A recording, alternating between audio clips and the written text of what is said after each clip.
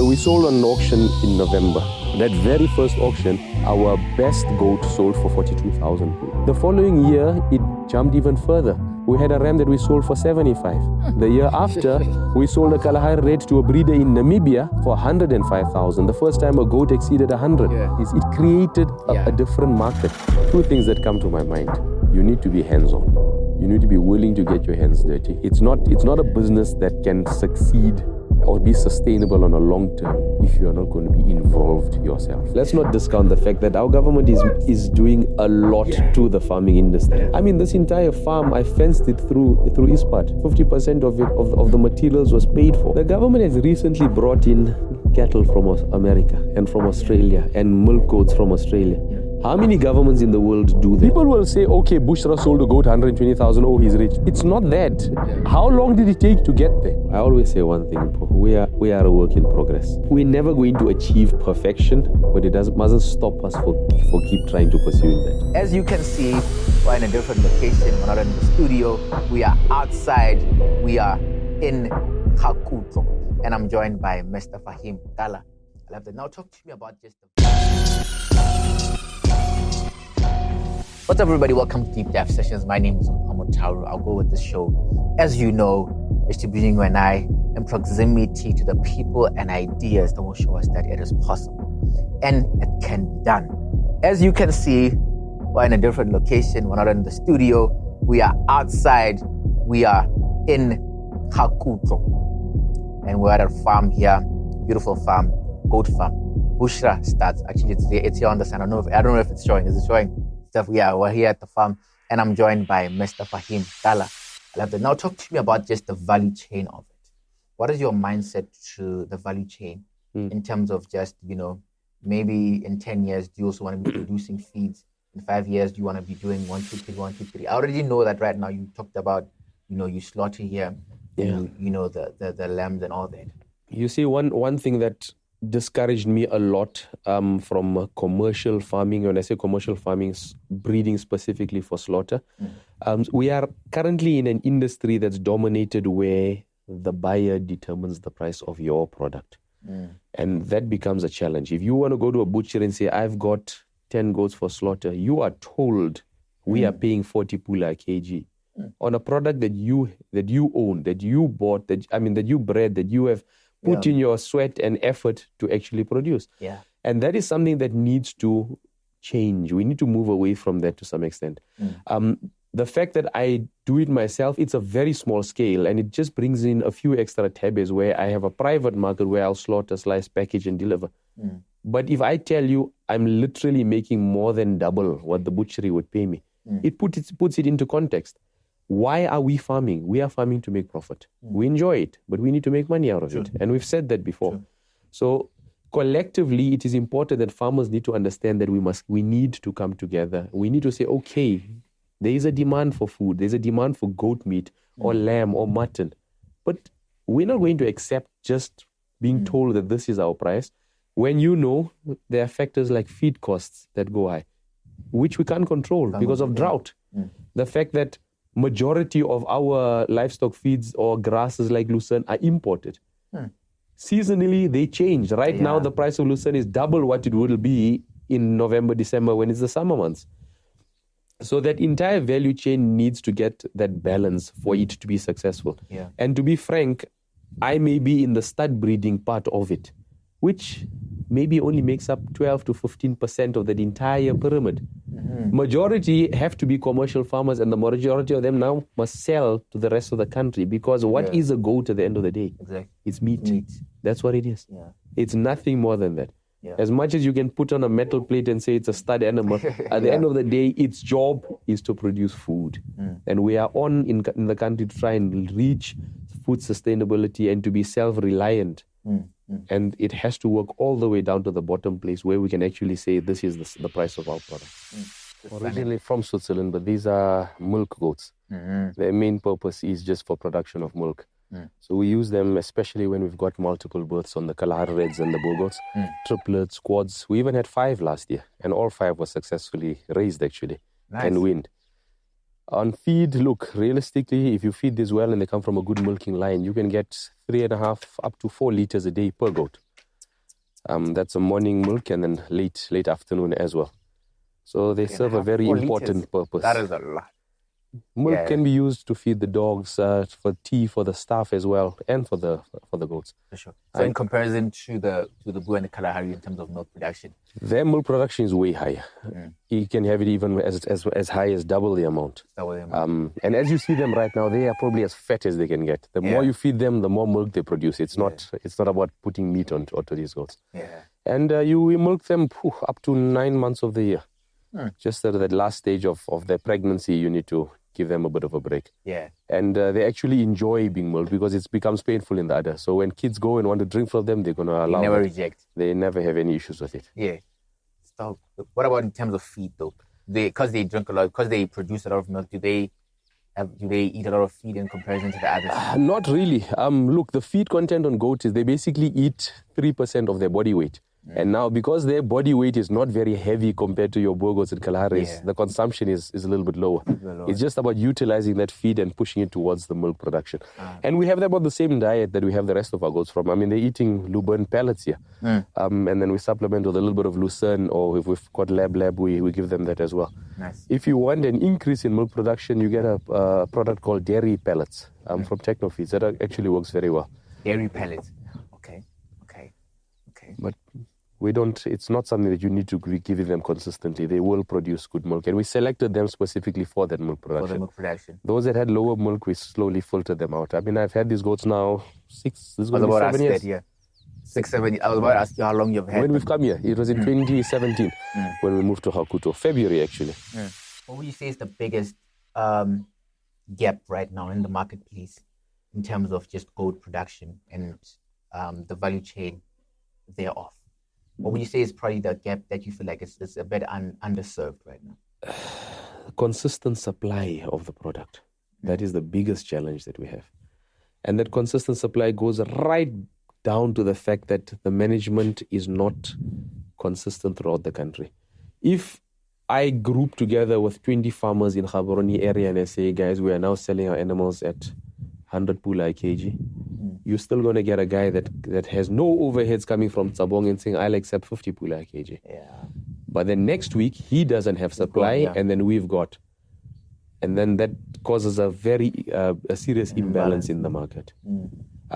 Look, if I relate to our neighboring country, South Africa, which we can benchmark from, it's a regular thing. If you drive to Zeerust, and you pass Nidverdien, you'll see the kraals on the side of the road. When you go into Rustenburg, you'll see there are kraals on the side of the road. Because every Thursday, they have weekly auctions for slaughter animals. All the farmers in the region come, put the animals there when they're ready for market. Butcheries included are amongst the buyers because they require the meat to be sold. So if there is demand for the price to be 40 pula kg, it'll sell at that. If the demand is there for it to be 50, it'll sell at that.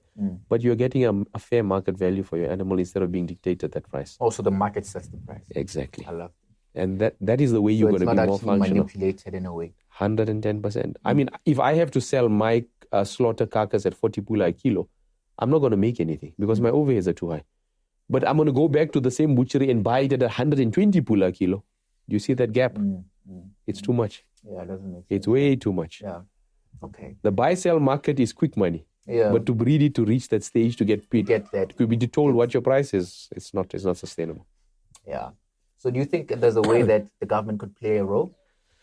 Or I think there's two things that need to be that can make a big impact. The businesses are privately owned, so it's not per se the government's responsibility. The farmers have to get together and say, this is how we're going to do it. That is one. And number two, there's a lot of schemes in place right now that help farmers get started. Your YDF funds, your Temolutlolo, and all of these things that allow people to go and buy animals and start farming. But there's a chain to that. I mentioned earlier that majority of our lucerne is imported.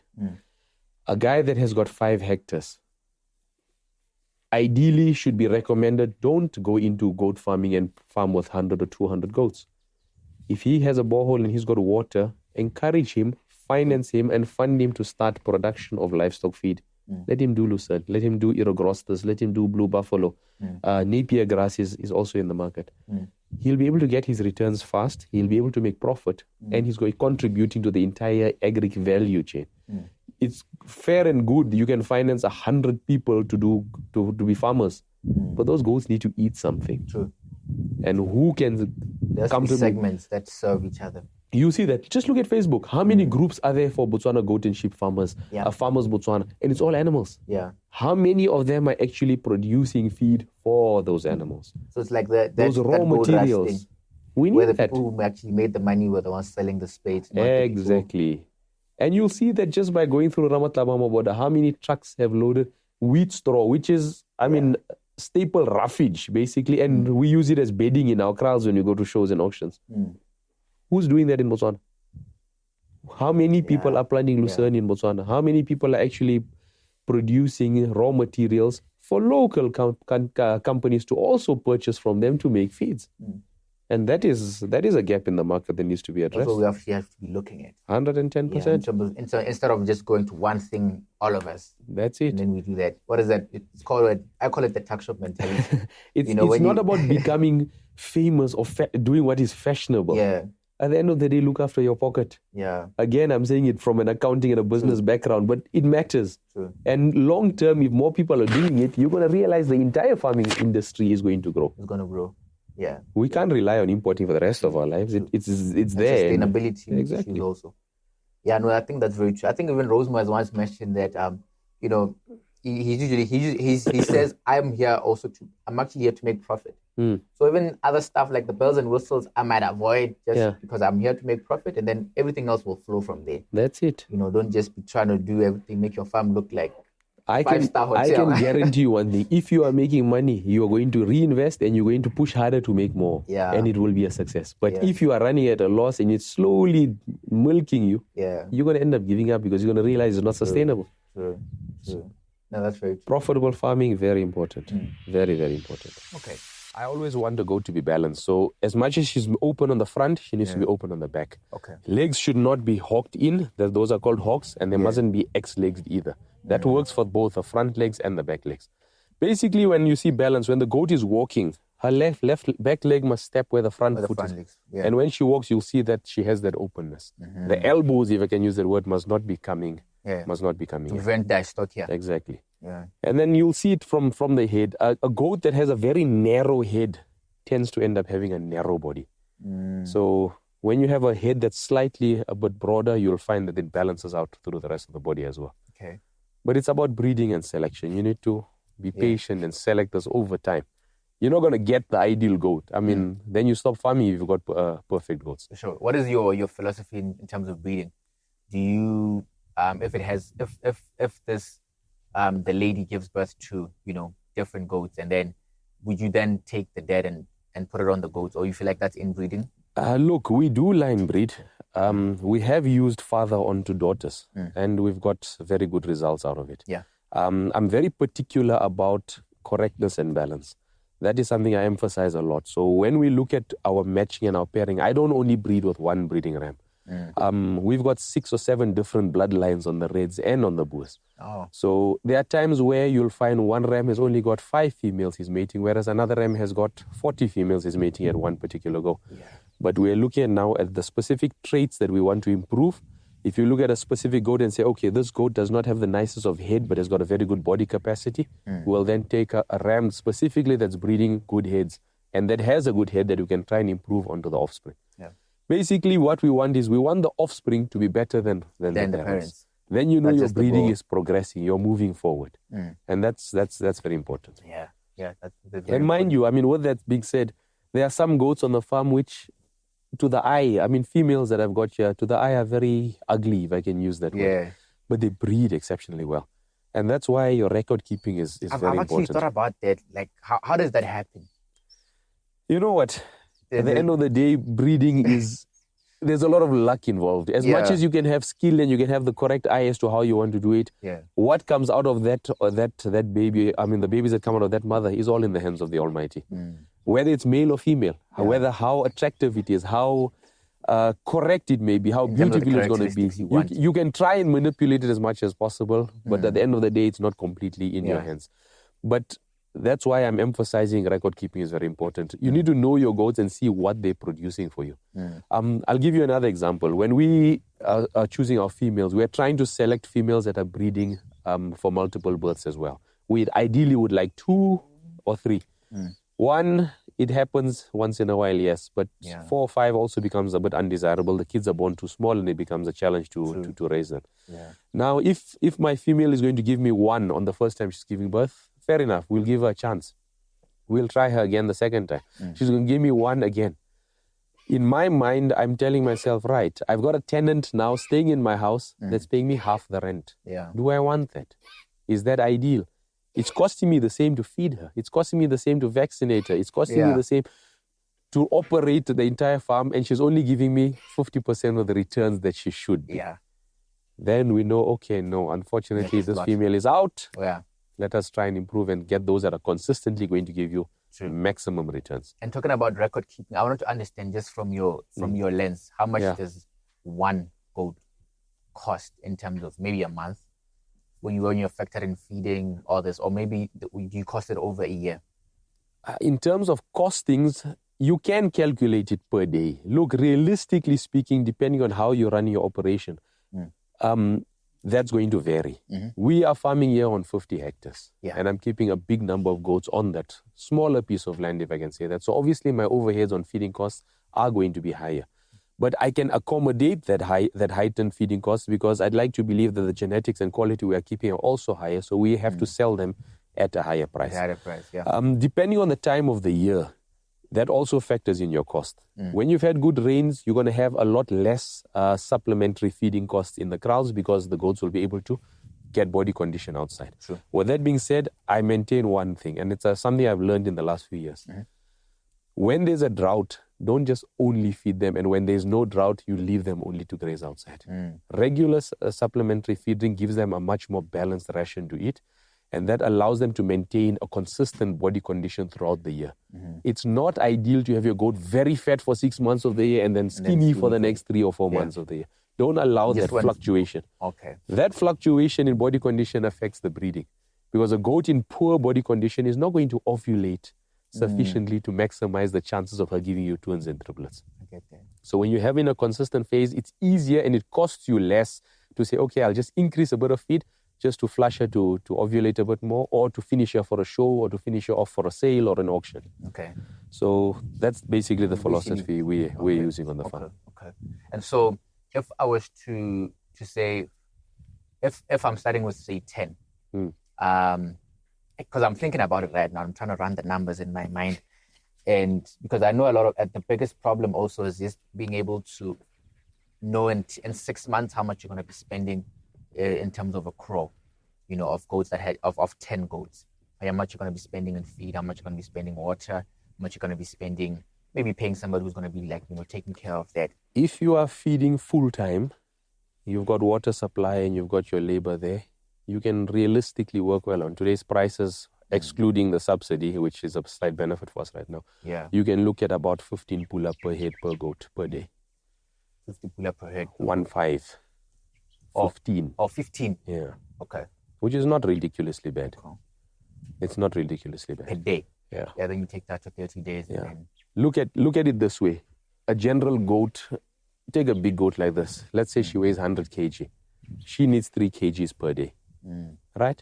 If she needs 3 kgs per day, your 50 kg bag right now on subsidy is 180 pula. So you can calculate that costs about 3 pula 60 tebe per kg. So 3 pula 60 times the 3 pula here gives you 14 pula just on pellets.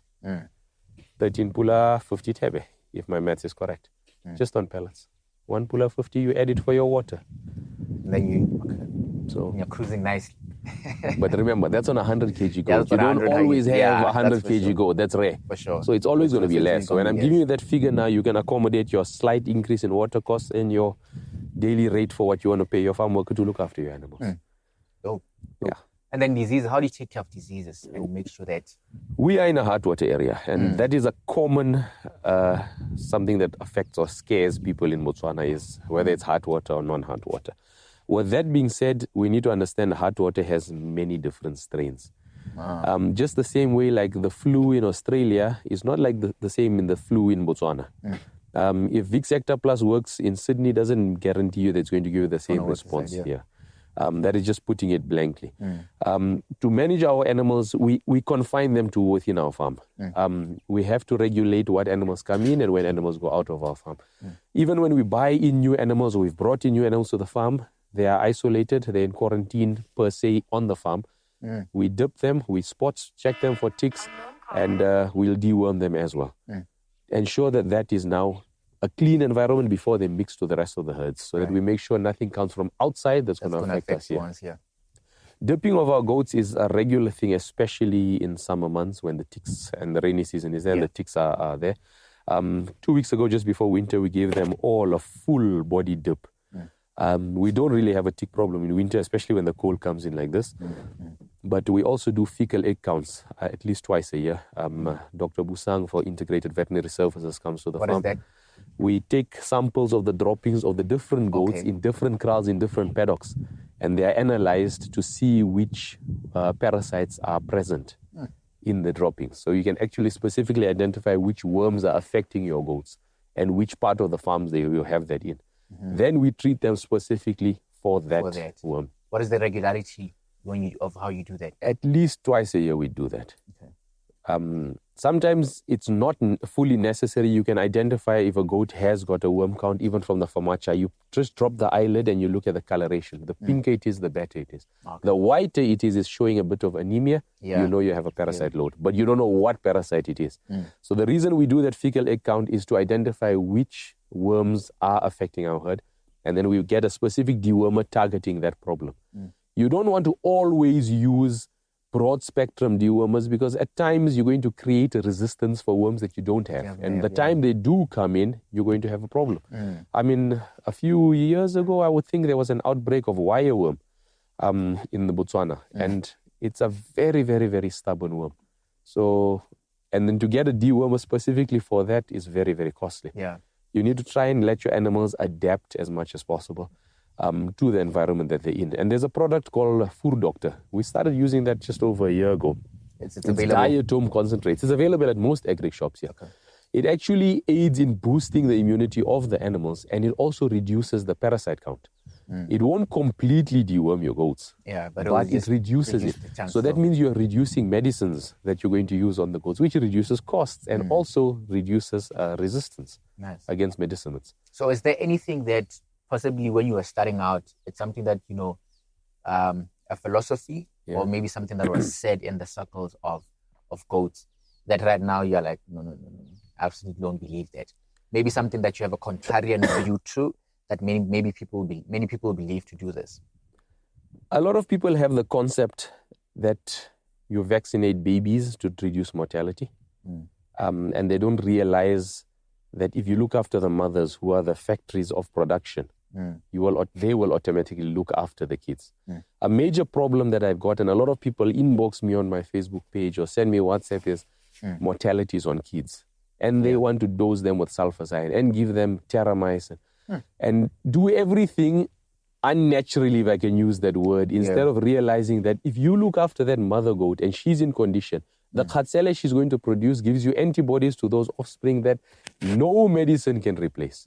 That is a God-given natural antibiotics. That's the best possible thing you can Start do. from the root. And we used to have that mindset, hey, let us prevent death by giving medication, not realizing you are doing the opposite of what you're supposed to be doing. And that's something I learned the hard way, the long way, but I'd like to inform others that, that's not the way to go. That's the way to do it. Okay. What do you feel like was your biggest mistake when you started out? Or just when you were operating and doing this? Where you look at it, you're like, okay. Ooh, my biggest mistake. There we ate a blunder there. Two things that come to my mind. You need to be hands-on. You need to be willing to get your hands dirty. It's not an industry where what is this? I'm employing people and they will sort it out. So your vaccinations, ensuring the correct doses are done, the temperature of the vaccines are done regularly. That is something I'm hands-on with myself. You can't remote control it. You cannot. It's not a business that can succeed or be sustainable on a long term if you are not going to be involved yourself. And Botswana has always had this remote control farming operation where the farm is 600 kilometers away and we visit it once a month. If you want profits and you want to see results, forget about it. You need to be there. the farmer's footprint on the cows is extremely, extremely important. That's the only time you're actually going to see results. Yeah, so that's something that you know that you changed from how you started off with. What about the issue of upskilling the people that are on the farm in terms of so that you don't actually have to be certain things they can take care of when you're not there. Delegation and empowering your staff with knowledge and with skill is absolutely fundamental. I run this operation with Situla. He's my right hand on here. We've been together on Bushra since Bushra started. Every time I've done a junior course, he's done it with me. Senior course, he's done it with me. Visiting other farmers, Botswana, South Africa, and Namibia, we've gone together. We've asked, we've learned, we've researched, we've educated ourselves, and we've done courses so that we can learn together. And that information is then also passed on to our farm workers, right down to ground level. So much so that even if neither of us is present, I've got guys now here who can even do intravenous injections onto the goats, which is the fastest response to treating an animal that's sick with hot water. And it's only about practicing and encouraging them to learn to do it. And when they're willing to learn, give them that opportunity.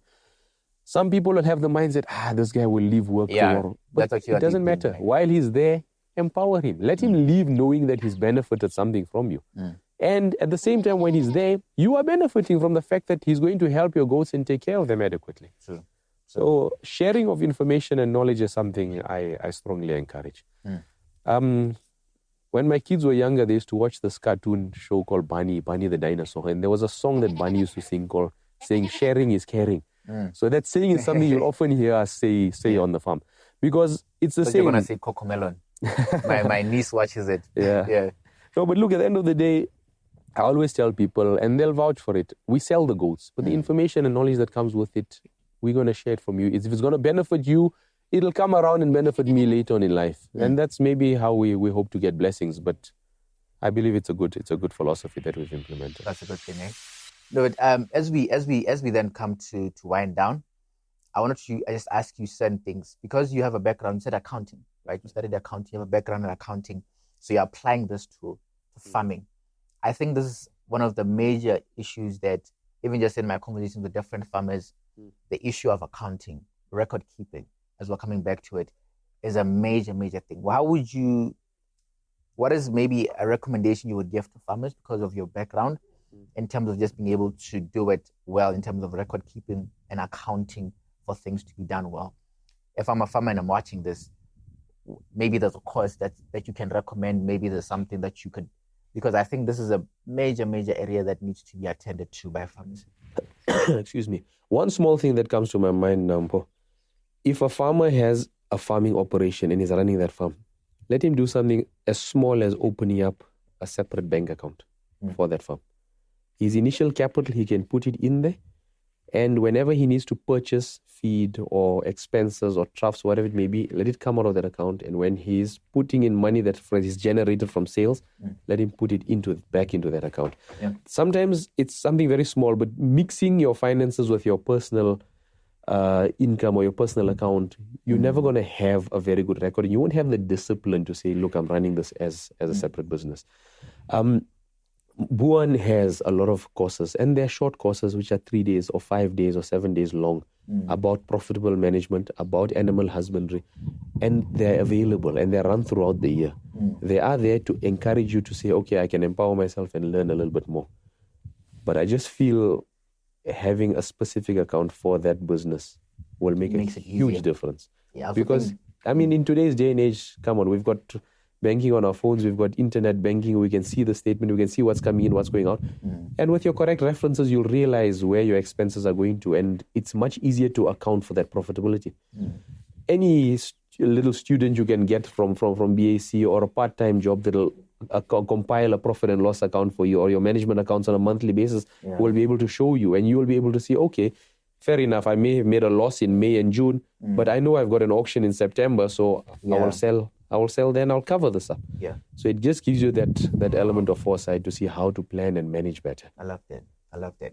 And so even when you speak to that, because it also, I agree, even when you want to go to finances, they want to see how you're managing your money 100%. and how you do that. So that's actually a major one. I wanted to ask you about taxes in farming. Like, how are they set up, and how do farmers get taxed?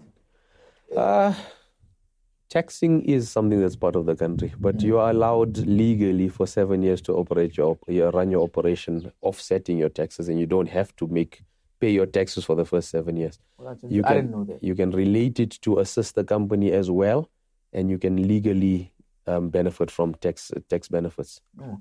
Botswana is actually a very good place to do business. 7 years. Seriously. So let's not discount the fact that our government is doing a lot to the farming industry. And we need to maximize and make the most of it. Yeah. I mean, this entire farm, I fenced it through ISPAT. 50% of the materials was paid for. That scheme was there. I utilized it, and I'd like to believe I made the most of it. 50 hectares. Yeah. So fencing this thing was over 100-something thousand, and that was in 2017. Gum poles, feldspan. Wow. I'm actually just flabbergasted. I'm also thinking my mind is running through so many areas, because if the government is doing so much like this, why are we not? The government has recently brought in cattle from America and from Australia and milk goats from Australia. Yeah. How many governments in the world do that? Yeah. We're getting access to genetics that will be able to benefit the industry. Yeah. We always need new bloodlines. Remember that is something that has to be done. You can't just keep breeding with your own goats. You need a change. South Africa probably has the best genetics in the world. Well, for goats, that I can guarantee you. But the borders are closed. Foot and mouth disease is all over South Africa. We cannot risk getting animals from there. So we need to see alternatives of what we can do. And we have to be intelligent in how we're going to be farming. So, how do you see it changing, though, in the next 5, 6, 7, 10 years? Just the landscape of farming, especially what you're doing right now. How do you see it changing, just moving forward? Where do you see the trends moving? Having started almost 12 years ago now, so if I take 10 years ago to where it is right now, the improvement in the entire industry has been so dramatically drastic, it actually has shocked me. So if I have to say what's it going to be like in 10 years' time, if you look at the number of farmers who are now breeding and taking it seriously, and I'll give you another interesting statistic. Botswana imported over 600 goats from Namibia in the last calendar year. That's 600. Over 600. That's the government going in. No, that is what Botswana farmers bought from there. Okay. Botswana has established the Lubu farm and started buying genetics as well.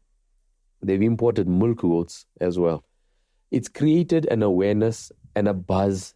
And if I use the word, it's fashionable for a lot of people to now getting into farming, because they've realized they can make money out of it. Look, I'm very optimistic for the future. I think in the next 10 years, if we are headed the way we are going right now, we are definitely going in the right direction. I think the barrier to entry has definitely been significantly reduced to getting into it. But usually what other people say, when they say, when the barrier to entry increases, competition becomes... That's it. But that's the business. Game. That's the business. Game. Yeah. Sometimes you have to pull through. Sometimes you have to be innovative. You have to find new methods, marketing, whatever it may be. That is part and parcel of it. Yeah. The important thing is those that haven't started, start. Whether it means you're starting with 5 goats or 10 goats, start and keep pushing and persevering. Keep going. I think also the beauty about farming is just that delayed gratification, that it teaches you even in aspects of life. 100%. Like just so that you just take things step by step. Know, when you don't show up today, you're actually slowing things down for yourself. That's when you're not doing this, you're slowing everything down, but it will make sense. And it's a healthier lifestyle. I mean, if you are raising kids and you've got young children, get them involved from an early age. Let them know what breeding is. Let them know what your goats are. That's actually what I wanted to get into. Develop that passion from early on. Yeah. We've been bringing schools to come to the farm. 2 weeks ago, 3 weeks ago, we had Newton International School bringing their students coming to the farm. And I'm hoping that 100 students came. If one from there comes out and decides to breed colorized bull goats, I feel it will have been a success. Beautiful. But it's created an awareness and it gives them a different view of life. It's not about just sitting at home, sitting with computers and laptops and iPads and phones. There's more to it than that. And it's a healthier lifestyle. But is there a way that you incorporate maybe technology or, digitalization somehow into the farm? We have to, especially with regards to the pedigrees and the breeding programs that we use. We need to match. All our records are computerized. I'll do it the old-fashioned way here with my little book. I go home, the wife inputs it onto the computer, and we've got everything recorded. And I mean, it's small things where technology in farming is important. We're not living on the farm. Yeah. If there's a goat that's sick or there's a goat that has a problem, my guys now have a phone that has WhatsApp. They can take a picture and send it through. Or I can ask them, do a little video. I'll send it to my vet and say, okay, this is the problem. Can you advise us? You have to incorporate technology and modern methods into farming. That's the only way you're gonna end up moving forward. So what I'm hearing from you also is you have to have good contact with the vet and the feeds. Because I understand you also have to deal with feeds. Get them at a subsidized price and all that. Feeding is half your breeding. That you need to remember. Nutrition is of the utmost. Your best athletes will never run the fastest 100 meters or never score the most goals in football if they're not eating correctly. The same way, your feed unleashes the genetics of your goats. To get the maximum out of them, they need to be eating well. And a well-balanced diet is very important. I cannot emphasize the importance of a vet. I'll be honest with you. The same way we as humans, when we're sick, we go to a doctor. For sure. These animals deserve the very same. They deserve a professional to attend to them when there's an issue that you cannot assist them with. And quickly too. And we need to fast get away from this mindset that vets are expensive. Yeah, that's also something that... If you can afford to buy a goat for 10,000 pula, you can afford to pay a call-out fee for the vet to attend to that goat if it's sick. It's not getting sick every day. It's once in a while. And one thing I realized, and I started doing this practice myself, put it into your cash flow projection, put it into your budget that there's medical expenses or veterinary fees. Even if you don't have an issue that month, if you can afford to take out 500 pula or 300 pula, put it aside. It's like paying your installments of medical aid. If you have an arrangement with a vet that's good, pay directly to the vet, then you know you're not going to take it out. Or alternatively, have a separate account and know that you must have the discipline to only use that when you have an issue. Because you might get a ram that's sick 1 month and you need to save it. The bill might come to 2 grand or 3 grand and you don't have the cash flow to pay it. But if you've taken out that money a little bit every month, you don't feel it. People pay for funeral policies. They pay for insurance. They pay for Boer or Pula or whatever, Botsoho every month. All the time, Do the same on your farm. Definitely. Take out that little bit every month. It only makes sense. The day you need it, you have it. If you don't, it's a saving. Let it accumulate. And that's, at least that way, your vet is part and parcel of your farming operation. And trust me, they need to be. They need to be, especially when you've got higher quality value animals. And so I first came across you. I saw when you broke the record. You broke the record. It was last year. Or which record are we talking of? Of selling the goat you sold for the highest price. When you broke the record, I was like, okay, who's this gentleman? So actually walk us through that, because you've talked about different ways of selling and being able to monetize on the farm. Talk to me about that process also of getting that goat ready and how it even got to that price. All right. Let me quickly draw back especially to the for the fact people that don't even that might not know you. And, Let me go back to the fact that we started farming in 2012. We first sold on an auction in 2020, 8 years later. 8 years. I didn't want to go out to an auction and sell goats just to get money in. I wanted to sell quality so that our reputation and image of the brand is there. So we sold on an auction in November. It was under the Tolo and Grandin production sale. We were guest sellers on the small stock that November. That very first auction, our best goat sold for 42,000 pula. It was way more than we ever anticipated. We were hoping, if we were lucky, to get 20 or 25.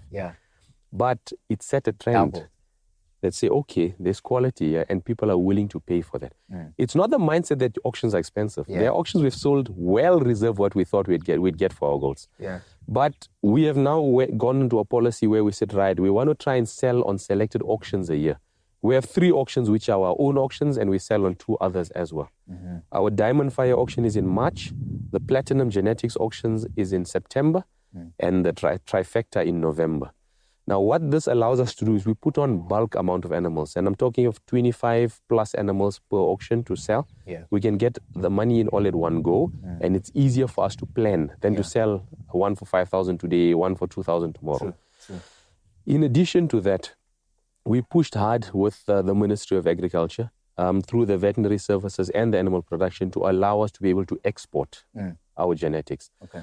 We would obtain permission for that auction to say, okay, we're allowed to export from this auction. And it's not a guarantee that you have foreign buyers. True. But the fact that before it was never done, now it is in place. Also, you are the ones who actually pushed that. We pushed that. We're the first farm to ever export to Zambia, Zimbabwe, Namibia, South Africa. Thank you. Congrats. What that allowed, Mpo, is it allowed open market value in the region for the animals. Yeah. So before, people had the mindset that Pudione, we register Pokoki 1.5, Namagadi 1,000. That mindset had to get out. Yeah. Now you can sell a goat. And that first auction in 2020, I said the price, the highest price was 42 for a male. Yeah. It was 25 for a female. The following year, it jumped even further. We had a ram that we sold for 75. The year after, we sold a Kalahari red to a breeder in Namibia for 105,000. The first time a goat exceeded 100. Yeah. But what this meant is it created a different market. Now, local farmers were all going to benefit from a higher price. Yeah. And regional farmers from our neighboring countries can also benefit from our genetics. Excuse me. It allowed exchanging of bloodlines and genetics, which progresses the industry further.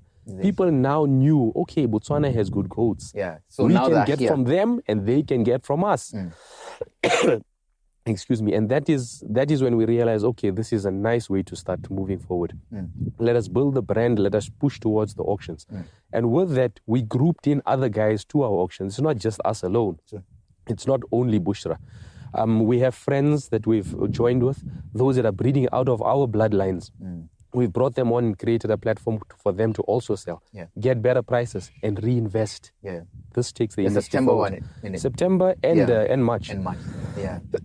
Yeah. I think that was beautiful actually, because it brings that exposure to it. And it also shows that it's possible. It's actually our mantra for the podcast. It's possible that it can be done. Where there's a will, there's a way. I always believe that. So you have a dream, whether it takes you 5 years to reach it. Yeah. Congratulations on that. Eh? Thank you. Because I think a lot of people, like you said, it was beautiful that you took us from 2012 to 2020 and showed us that this was process. It didn't just like any business, you need a bit of luck. You need your Almighty's blessings to come into it, without doubt. But you need to be patient. It's not results overnight. Yeah. People will say, okay, Bushra sold a goat 120,000. Oh, he's rich. Yeah. It's not that. Yeah. How long did it take to get there? True. I remember reading one little article about Usain Bolt, world record sprinter. Yeah. He earns how many millions for running 100 meters in 9 seconds? 9 seconds. But how long did it take for him to run that 100 meters in 9 seconds? They don't look at the years and the work that was put in before that. Exactly. I think even his entire career, he probably even never ran more than 5 minutes. Exactly. Like cumulative. Exactly. But he had like 120 million total. Exactly my point. So this is the same with the goats. Before you can sell a goat for 120,000, you need to build up to reach that stage. Yeah. And that is a process. And remember something, it doesn't happen at every sale. It doesn't happen every year. Yeah. It happens once in a while. And you are thankful for it and you just keep pushing. That's the important thing. So just also, I mentioned that we would be wrapping up on your downtime, because you're already here at the farm. Where do you spend your downtime? What do you do? What are you? What are my hobbies? Oh, I know what you do. Padel. Huh? I like playing paddle tennis. Yeah, I know you do paddle very well. I know that has kept me away from a lot of your interviews a lot. Yeah. I'm a big football fan. I'm a Liverpool supporter. That's the only reason I pay DSTV. It's now the off season, but we wait for August to come through. At least then we're watching football. Your heart probably broke when Klopp left. Ish. You're like, ish. The man, the developer. It was tough, but exciting times. Like I said, you have to always introduce new bloodlines in farming. You need change in football as well. True. But I like spending time with my family as well. Football is a big passion. Paddle is a passion, and keeping healthy. Dope. You mentioned earlier on, because actually I think I would have made a mistake without going to this. Another major issue is the issue of just that, being able to bring in your kids into the farming. That plan of that succession plan. I think this is where a lot of farmers are talking about. I've had so many conversations with older individuals who say, these guys don't need, all they want is just their pets. and they don't want to get into farming. They feel like it's a lot of work. They feel like it's this. But you've been telling us that, you bring your kids around here, they play around, This is what are some of those intentional things you're doing to make sure that they get into it? Let me tell you what exactly happened specifically with my son. We have, like, when it's his birthday or when it's any of the kids' birthdays, it's tradition that you buy presents.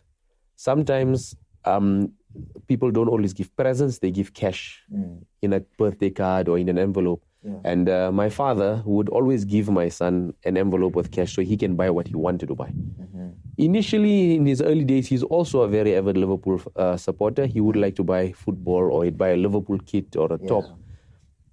When he became a little bit older, and I'm now still talking of 10 years old, 11 years old, and 12 years old, when I would go for a farm trip, he would want to come with because he enjoyed camping. So when we went for the Hansi show, we were camping. When we went to Letlhakane, we were camping and in a tent. But I'm a very, very big lover of meat. I love having my braais. Yeah. I need a good breakfast. I can skip lunch. Yeah. But at supper, I must have a good steak or whatever it may be. And he liked that. So he liked being in the tent and he liked having the braais with us. Mm-hmm. So now when we started I traveled to South Africa to go for auctions, for shows, to go and buy goats. And to Namibia as well in the past. He would want to come with. Yeah. Now he realized, I want to bid. So I used to always have my buyer number. He would be the one to want to put it up. Yeah. So it came to a stage where he had accumulated some of his savings, his money from his birthdays, from our Eid, which is effectively like our Christmas. Mm-hmm. And he wanted to say, okay, I told him, why don't you buy your own goat? I'll even give you your own buyer's number. You know you have so much money in your account. Come and buy your goat. I look after it on the farm. We will vaccinate it, feed it, look after it. When you've got offspring, you sell it. Yeah. The thrill was for him to buy the goat. Yeah. He didn't think further at his young age to say, wait a minute, it can be an investment. Mm-hmm. But what happened 2 years later, I put one of his goats onto our auctions. And it sold for 14,000 pula. Wow. It was a female. So I told him, right, your goat sold for 14,000 pula. I'm putting it into your account. When he went to Marapula and Form 1, we opened up a kid's account for him so he can have his savings and his spending. So I transferred that money to him and he sees now, I've got money in the account. Yeah. From the 7,000 rands I spent, I've now got 14,000 pulas out of it. So you've taken him through the entire journey. So he realized himself that, wait a minute, buying football kits every year is a waste of time. Keeping the money in the bank is a waste of time. Yeah. Let me rather invest in a bit of goats. Nice. He's got 21 goats on the farm today. Whoa. And coincidentally, the second ram we're looking at there is his. It's one of them that's earmarked for the trifecta auction later this year in November. 21. So they multiply. He buys pregnant females. They get mated by my rams on the farm, but they're his. Yeah. We've even got a specific tag that identifies his own goats on the farm. Nice. That's the only way he's going to establish a passion to do what he wants to do. Yeah. He has to be hands-on. That's it. And he knows these are his. I look after them the whole year because he's studying. But when he comes on the weekends or whenever he comes with me during holidays, he knows his goats. And he's able to identify them at the age he is right now. He's just turned 14. I love that. I'm saying this because I'd be gutted, just to be working this hard. Then my son doesn't want to go forward with things. I'd have a problem. I'd roll in my grave. But don't discount the fact that you need to do what keeps your heart pumping. Yeah, no, definitely. But I'd still be gutted. True. I'd still be gutted. But I think it's beautiful what you said. It made so much sense to me. Like the way you actually went around about it and bringing him in. I absolutely love it. Even opening an account for him and all that. I think I absolutely love that. So, congratulations with that. Thank you so much. Where do we see Bushra studs going in the next 5-10 years? Better than where we are right now. I always say one thing, we are a work in progress. We're never going to achieve perfection, but it mustn't stop us for keep trying to pursuing that. Yeah. So we want to get better from where we are right now. We want to breed better quality rams. We want to get better quality ewes. And we want a bigger impact for everybody else in the country. It was always been a dream of mine or a passion of mine to put Botswana on the map. People used to talk of Kalahares. Go to South Africa, they're there. Yeah. But now they must know there's an option. The world must know that there is genetics in Botswana. And I've always tagged that hashtag Proper genetics. PushaBW. Yeah. And it's for good reason that people need to aware that know we exist. And when we put Botswana on the map, we want to continue to make sure the world knows who we are. Nice. Mr. Faheem, thank you so much. It's absolute pleasure. Thank you so much for the opportunity. No, and thank you for the visit. Thank you so much. It was lovely looking at your farm and what you have done here and what you've produced. But what's even more lovely is your story of how you came about it and even why you're doing it and where you're going. Thank you guys for watching this episode. We really hope you enjoyed it and learned something new. Deep Dive is dedicated to bringing you the most comprehensive and engaging information about business, personal finance, and personal development. Make sure to hit that subscribe button to stay updated with all our latest content. If you like this video, give it a like to show your support and help us reach a wider audience. And don't forget to share this video with your friends and your family who may be interested. Sharing helps us grow our community and connect with like-minded individuals. Leave a comment below and give us your biggest takeaway on this episode. If you're interested in being a part of our live studio audiences, make sure to register for the next show. Can't make it to the show? No problem. Check out our Patreon page to watch the full episode and get exclusive access to more great content. Thank you for watching, and I'll see you in the next episode of The Deep Dive.